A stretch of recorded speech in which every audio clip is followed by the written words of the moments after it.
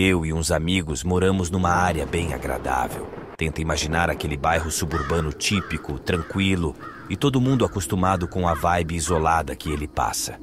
O último lugar onde você esperaria qualquer perrengue acontecendo, a não ser pelo que vou te contar. Minha cidade irradiava aquele silêncio tranquilo que muitos de vocês já desejaram algum dia.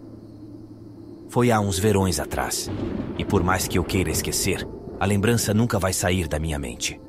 Meu camarada Chaz e eu sempre fomos daqueles pivetes que adoravam arrumar encrenca onde desce. Pensando nisso agora, não sei bem como justificar nossa atitude. Talvez fosse a nossa versão adolescente de rebeldia. A gente morava na mesma rua e sempre se encontrava depois da escola, todo dia.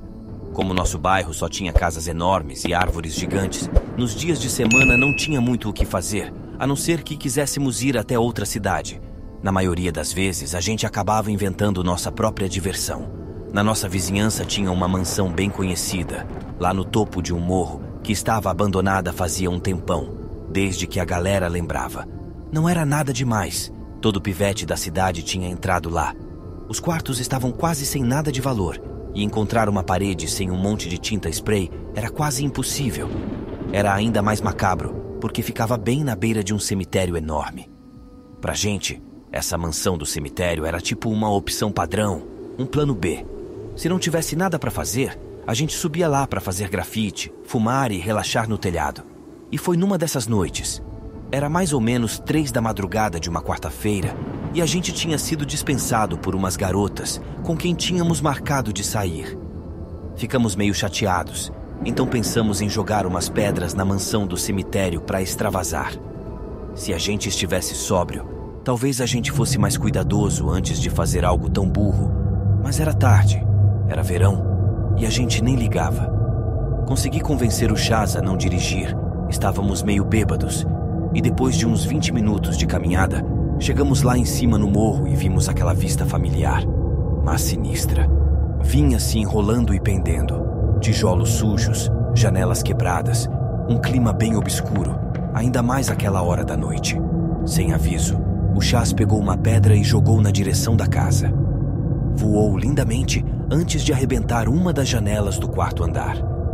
Era difícil saber exatamente por causa da luz fraca da lua e dos postes ao redor, mas o som ensurdecedor do vidro quebrando confirmou. Eu, animado, peguei uma pedra e fiz o mesmo, estourando uma das janelas do segundo andar. Acima do quarto andar da mansão tinha uma janelinha pequena, provavelmente um sótão, solitária lá em cima como o último quarto da casa. O Chaz me desafiou a acertar lá. Errei umas 10 jogadas antes de desistir com um suspiro irritado. O Chaz, com um sorriso malicioso, pegou uma pedra e disse: "Olha isso." Ele olhou fixamente para o alvo pequenininho e lançou. Fiquei assistindo, surpreso, enquanto a pedra voou pelo ar e espatifou a janela do sótão com um som satisfatório. Fiquei chocado. Ficamos lá parados por um segundo, admirando o que tinha acontecido. O Chaz estava prestes a pegar outra pedra quando, olhando ainda para a janela estilhaçada, vi um objeto escuro voando da escuridão e vindo em nossa direção. Pulei assustado, sem entender o que era. O Chaz e eu olhamos para baixo e vimos a pedra que tinha acabado de cair no cascalho na nossa frente. Era a mesma pedra que o Chaz tinha jogado. Dava para reconhecer facilmente pela marca de Z numa das faces. Ficamos lá em silêncio, meio assustados. Era muito tarde para crianças estarem fazendo a mesma coisa que a gente, mas era a única explicação que a gente conseguia pensar. Concordamos que devia ser um grupo de adolescentes querendo tirar uma com a nossa cara, ideia que na verdade nos animou. Os sorrisos sarcásticos em nossos rostos já diziam tudo. A gente ia surpreender eles antes que nos assustassem. Devagarinho, fomos até a porta da frente, desviando de uma barreira que pendia dos pilares acima da porta.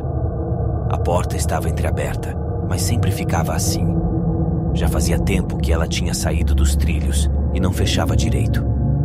Bem quietinhos entramos, nossos olhos se acostumando à pouca luz e nossos narizes ao cheiro de mofo e madeira podre.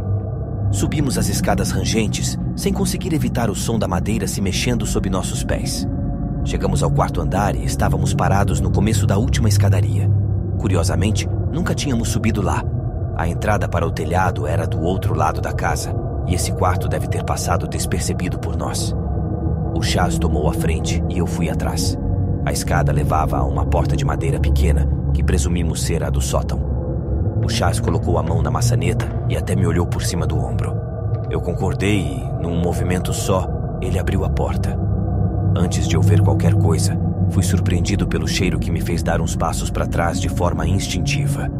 Era nojento, um cheiro de morte e podridão. Alguma coisa estava claramente apodrecendo naquele quarto. O Chas cobriu o nariz e entrou. Eu estava mais hesitante, mas decidi que preferia estar ao lado dele do que sozinho numa escada escura. O que vimos foi ainda pior que o cheiro. Nos deparamos com um quarto minúsculo, com um pentagrama branco pintado no chão. Tinha algumas velas apagadas e uma porta de armário que não abrimos. O cheiro parecia vir daquela porta e eu estava com medo que o Chas quisesse investigar mais. Surpreendentemente, o quarto estava vazio. Cheguei ao meu limite. A situação estava me assustando de verdade e não conseguia mais ignorar o desejo de ir embora. Virei na direção da porta e aí vi. Olhei pela escadaria e vi duas figuras encapuzadas olhando para cima, na minha direção. Xinguei e corri na direção do Chas. Nesse momento ouvimos passos subindo as escadas atrás de nós. Estávamos ferrados. Quando os passos se aproximaram da porta, eu já estava preparado para enfrentar quem fosse que estivesse ali, me preparando para brigar. Foi quando o Chas gritou: "Vamos embora, cara!"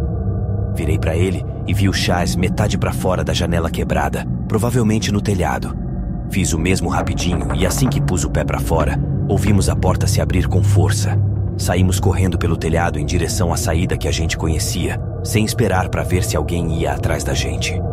Se não fosse a gravidade da situação, não sei se teria coragem de fazer o que fiz.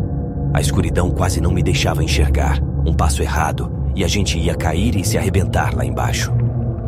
Segui o Chas bem de perto e chegamos na entrada do telhado, uma portinhola que dava para uma escada. O Chas tentou abrir, mas estava trancada do lado de dentro. Nesse momento, a gente ouviu uma voz forte ecoar lá longe. "Eles foram por ali!"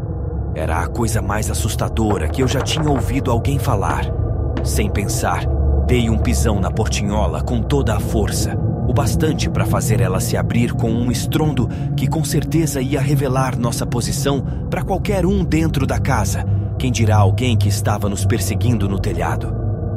O impacto me fez cair pela abertura, mas consegui segurar na escada e não me machuquei feio. O Chas gritou: "Vai logo, cara!"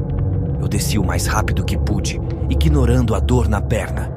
Saímos correndo pela outra escadaria e saímos pela porta dos fundos, pulando a cerca e correndo para o cemitério. O Chas estava de boa, até rindo. Eu, por outro lado, estava tão cagado de medo que mal conseguia pensar. Nunca pensei que me esconder atrás de um túmulo no cemitério ia ser tão reconfortante. Eu e o Chas ficamos de olho na mansão, esperando que alguém viesse atrás da gente. Esperamos, e quando achamos que estava tranquilo, vimos um grupo de 4 ou 5 figuras encapuzadas rondando a propriedade, procurando freneticamente embaixo de arbustos e árvores. Nos arrastamos para mais perto no cemitério, até ter certeza que ninguém ia nos ver na escuridão. Pulamos a cerca do lado oposto e nunca mais voltamos para aquela casa. Só posso imaginar que a gente tropeçou em algum tipo de reunião ou ritual de culto. Por que eles decidiram fazer isso numa casa abandonada ainda é uma pergunta que eu me faço até hoje.